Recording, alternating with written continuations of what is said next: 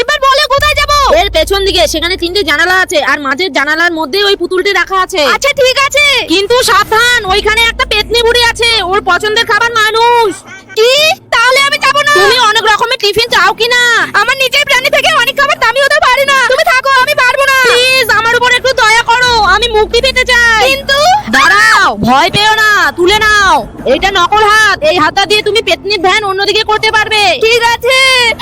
রাম রাম রাম রাম রাম রাম রাম রাম রাম রাম রাম রাম। কি করি কি করি?